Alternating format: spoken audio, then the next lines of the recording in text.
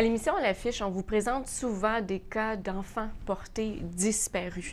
Et il y a un nouveau film qui va sortir demain. Ça s'appelle Novembre 84. Ça relate l'histoire d'enfants justement portés disparus au Québec. Et pour nous en parler, nous avons en ligne le réalisateur de ce documentaire fiction, Monsieur Stéphane Parent. Bonjour, Monsieur Parent.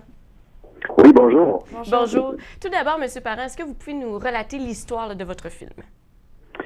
Ben, en fait, Novembre 84, c'est un film, avant tout, un film d'enquête. C'est qu'au départ, pourquoi le titre de Novembre 84, c'est que je m'étais intéressé aux trois cas non résolus. Des trois disparitions du 1er novembre 1984, Maurice Vien, 4 ans, Wilton Lubin ainsi que Sébastien Métivier. Et c'est de là que l'enquête, au départ, elle est partie, en fait. Et avec le temps, en creusant, en vérifiant les informations, les dossiers, les différents dossiers qui tournaient, et des suspects, les témoins qui avaient été rencontrés et des gens qui avaient été non rencontrés, nous a permis de se mettre sur une piste de un à plusieurs suspects.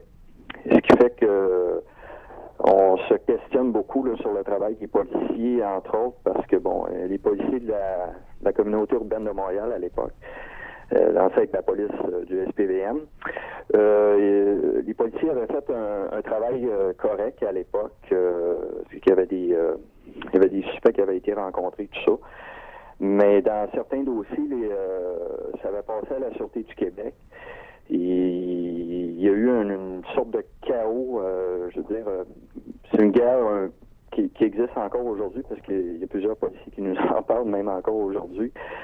C'est une espèce de guerre de clans et tout ça qui a fait que il y a des erreurs, des suspects finalement qui auraient dû être filés, traqués, enquêtés davantage, mais qui malheureusement ça n'a pas été fait. Et ça, moi j'avance à rien, là, je veux dire, dans le sens que je vais pas avec des paroles en l'air ou prétendre des choses ou quoi que ce soit. C'est des témoins, c'est des preuves qu'on a de tout ce qui est avancé. Mm-hmm. Dans votre film Novembre 84, vous parlez de l'histoire de Sébastien Métivier, des deux autres jeunes garçons qui étaient portés disparus à l'époque, mais vous parlez aussi de Cédrica Provencher et de d'autres enfants qui ont été portés disparus un petit peu plus tard, là. Oui, exactement, parce que, justement, un des suspects dans cette affaire-là avait un lourd passé judiciaire en matière de crimes contre les enfants. C'est pas parce que, vous prenez l'exemple d'une personne qui connaît vos enfants, votre voisin, ou qui a côtoyé des personnes dans votre entourage, que ça fait de lui un prédateur, là. OK, on s'entend. Ce monsieur-là, il avait un lourd passé judiciaire, c'est un criminel, c'est un tueur d'enfants.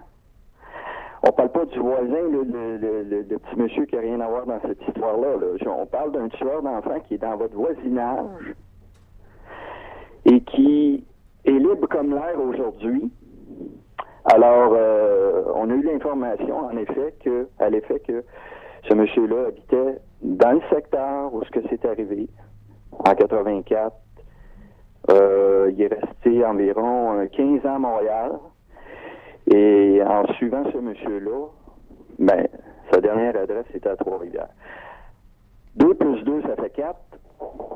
Et surtout, que vous avez dit, sa dernière adresse est à Trois-Rivières, et je crois qu'il était à Trois-Rivières lorsque Cédrica Provencher est portée disparue. C'est un monsieur qui n'a pas d'adresse fixe, OK? C'est pour ça que dans le film, on l'appelle le chambreur. C'est un monsieur qui se déplace constamment, il demeure jamais longtemps aux mêmes adresses. Ça n'a pas été vraiment facile de l'enquêter, de le traquer en quelque sorte, parce que ce monsieur-là, comme je vous dis, il n'y a pas de compte d'Hydro-Québec à son nom, il n'y a pas de bail à son nom. Alors, il va demeurer, mettons, 2, 3 mois, 6 mois, 1 an peut-être chez quelqu'un. Ensuite, il va déménager, il va se déplacer. Bon, les crimes que ce monsieur-là faisait, il avait besoin d'un véhicule. Ce qu'on a su, c'est qu'il empruntait le véhicule de quelqu'un, un ami, un parent, n'importe qui. Donc, c'est pour ça que souvent, sur les scènes de crime, les témoins étaient un peu confus parce que on avait, dans des cas, un type de voiture qui correspondait, dans d'autres cas, c'était un autre type de voiture. Bon, tout ça, est-ce que c'est hors de tout doute raisonnable que c'est lui que... On soulève la question, est-ce que c'est ce monsieur-là aussi qui a enlevé, assassiné, ou ben là on ne sait pas si elle a été assassinée, mais bon, on présume que oui, si c'est a été enlevé par un étranger, parce que normalement les statistiques disent que c'est dans les 24 à 48 heures que la personne est tuée, mais on l'espère que non. Pour Cédrica et Sébastien, on l'espère que non. Mais tout ça fait en sorte que ça ne veut pas dire que c'est lui qui a enlevé et assassiné Cédrica. C'est juste que ça saute aux yeux, sachant le parcours de ce monsieur-là, qui se ramasse à Trois-Rivières, qui habite à même pas 2 minutes de chez Cédrica. Bon, et comme je vous dis, ça ne veut pas dire que c'est lui, mais avouez que ça saute aux yeux. Oui, et vous avez justement lu et relu donc pendant ces années. Et rapidement, M. Parent, donc là, vous avez parlé des 3 jeunes garçons de Cédrica. Également, vous faites mention de cold case qu'on appelle donc de crimes non résolus de quelques autres enfants là, dans ce documentaire.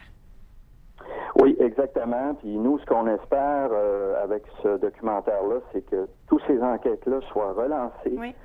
Et que ce que nous souhaitons, à défaut d'avoir une enquête publique, ce serait qu'il y ait un procureur qui est lié à ces dossiers-là, qui va pouvoir surveiller le travail des policiers pour avoir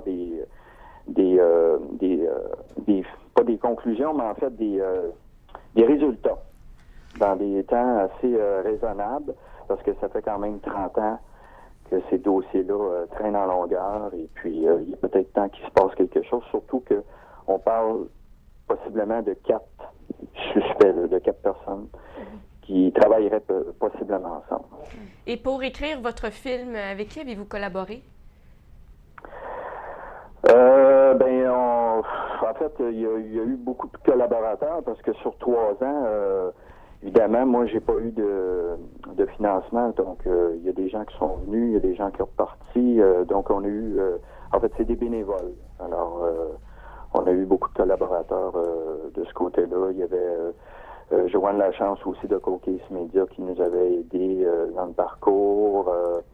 Donc, c'est ça. C'est surtout des gens qui croyaient à la cause. Moi, le premier, parce que, bon, on est tous des bénévoles, en fait. Moi inclus. Et M. Parent, bon, pour visionner votre film, où peut-on aller et quelles sont les dates de diffusion? Bon, là, à Cinémathèque, demain, c'est complet. Il reste des places pour dimanche. C'est préférable d'aller sur le site Facebook de Novembre 84 et de laisser son nom, tandis qu'à Shawinigan, le 8 novembre, il n'y a pas besoin de réservation. Et le 3 et le 5 novembre, pas besoin de réservation non plus, c'est au cinéma Guzzo sur la Cordaire. Le 3 et le 5 novembre, il y a 2 représentations à 14h et 19h. Monsieur Parent, donc on souhaite sincèrement pour côtoyer ces parents-là et ces personnes-là assez fréquemment ici à ADR, on souhaite que des enquêtes puissent être lancées grâce à votre documentaire et on vous félicite à l'avance. On va y aller, nous serons tous là, mais on vous félicite à l'avance pour votre beau travail et on vous souhaite un beau succès avec ce documentaire. C'est à souhaiter justement parce qu'on le fait avant tout pour les familles puis pour les victimes. Et merci pour votre travail à vous également de les supporter. Merci, M. Parent. Et on se reparle peut-être même après pour voir la suite. Alors voilà, on invite tous les téléspectateurs à aller visionner votre documentaire. Merci beaucoup. Merci, au revoir. Bonne journée. Au revoir. Sandra, au retour de la pause, nous, on va continuer, mais on invite vraiment là, tout le monde à aller voir ce documentaire qui risque là, de justement apporter peut-être des questionnements, des suites, on l'espère en tout cas. Alors voilà, c'était M. Stéphane Parent, réalisateur du documentaire Novembre 84. On se retrouve dans 2 minutes avec des suspects qui sont toujours recherchés.